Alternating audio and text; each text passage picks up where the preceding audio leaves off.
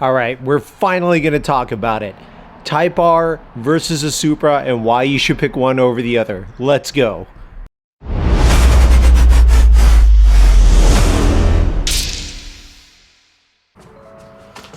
All right, guys, I know this video has been a long time coming. Millions of you have reached out to me and asked me this very question. I know I said I was going to do a video on it, so here it finally is. Today we are going to talk about the Civic Type R, of which I have extensive experience with, versus the all-new A90 Toyota Supra. So getting right into it, let's just get the obvious out of the way. In terms of practicality, right off the bat, there is nothing that you're going to drive that has that level of performance, that has that much utility than the Civic Type R. I mean, it's a no-brainer, right? When it comes to the hatchback and the four doors and the enormous cargo space that it has, it's almost minivan-like space in the Civic Type R. I even had baby seats in the car when I owned it, and it's just really tough to go wrong. Practicality-wise, there's just no way to compare the two.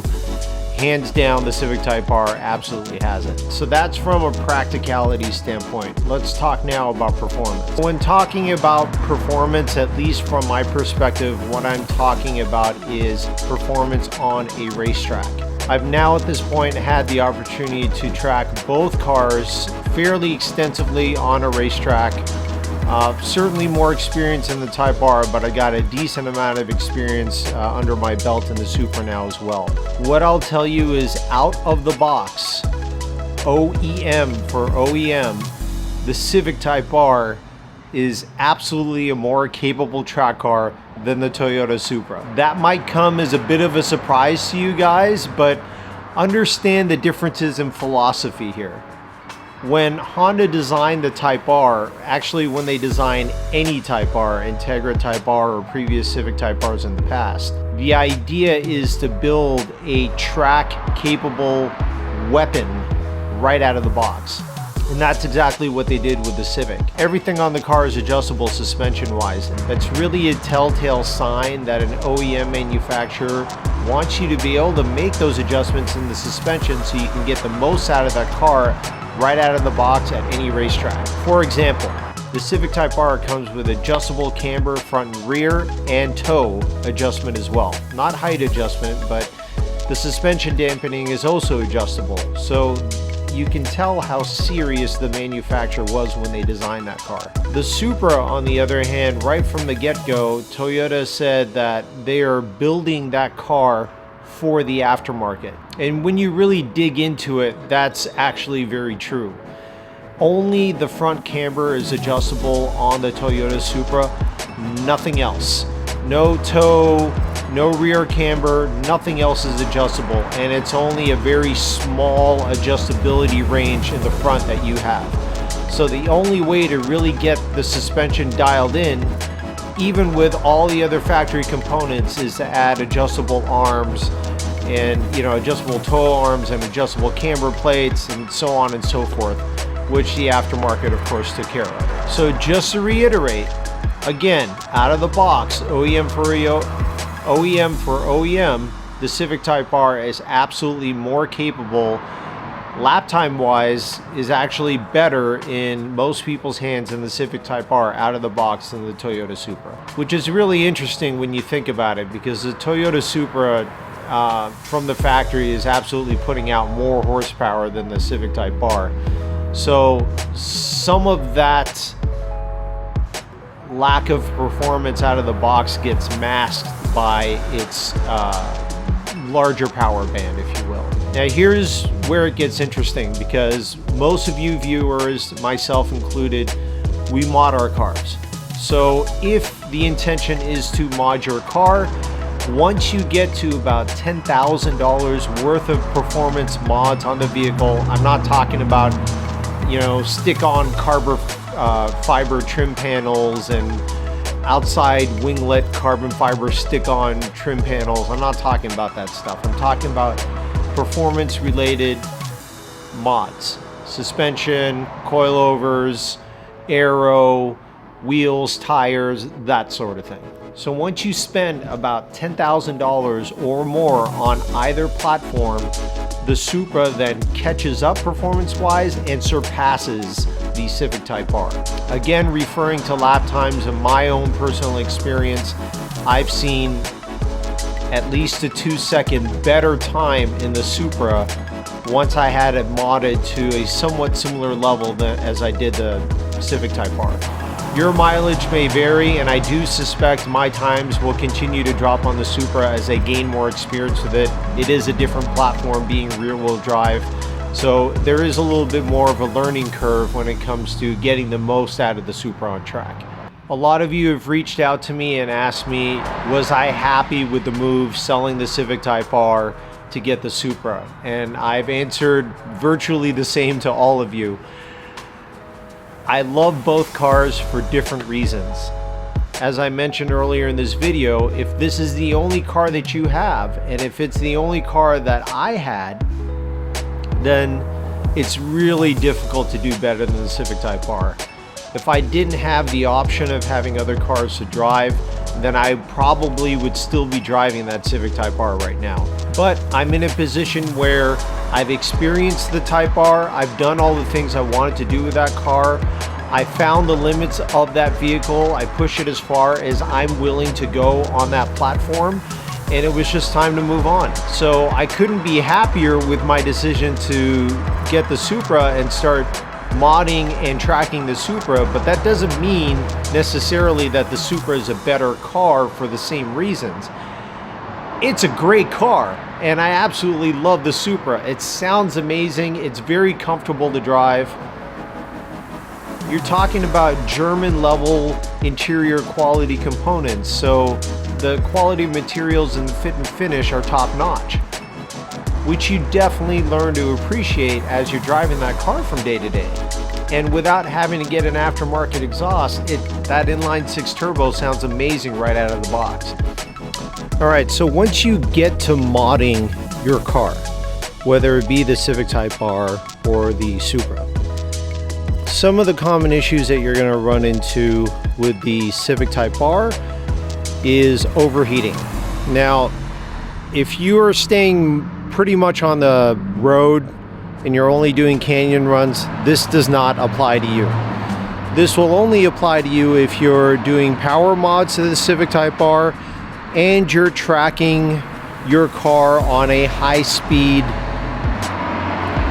pretty intense level racetrack, okay? And you're pushing for competitive times and the ambient temperature is above 75 degrees Fahrenheit. That sounds very specific, but there's a reason for that. For those of you who know me from my Civic Type R videos, I had a lot of power mods, but I also had even more cooling mods. And that was part of the reason why I decided to move on, because to go any further on that platform, it was just going to become more and more of a headache to figure out the overheating problem, so I could then track the car all year round and not have any issues with it. And then also with the power level that I was running, other issues were going to start rearing its ugly head, namely the weak fourth gear in the transmission and the connecting rod being the other weak point in the engine. So those are the common, more well-known issues with the Civic Type R once you do get to modding. In the Supra, it's even more trivial than that.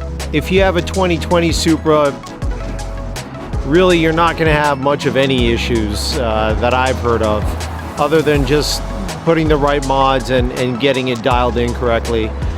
2021 plus, some vehicles have had oil burning issues. Now, fortunately for me, I haven't had those issues.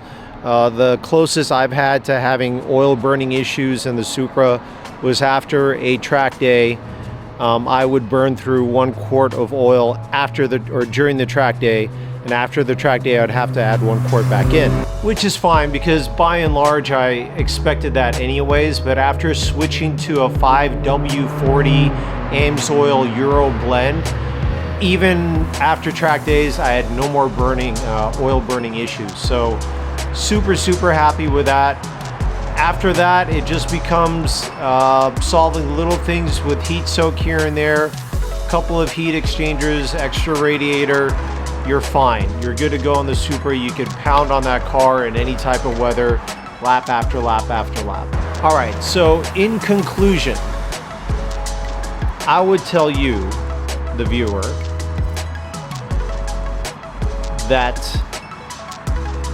just to reiterate basically what I've already said, if this is your only vehicle and you have a use for extra cargo, for 4 doors, for extra passengers, for baby seats, this is your daily driver, you use it for work and for fun and for the weekends, this is your everything car, then hands down the Civic Type R cannot be beat. It is absolutely a beast of a car for what it is, and especially at the price point.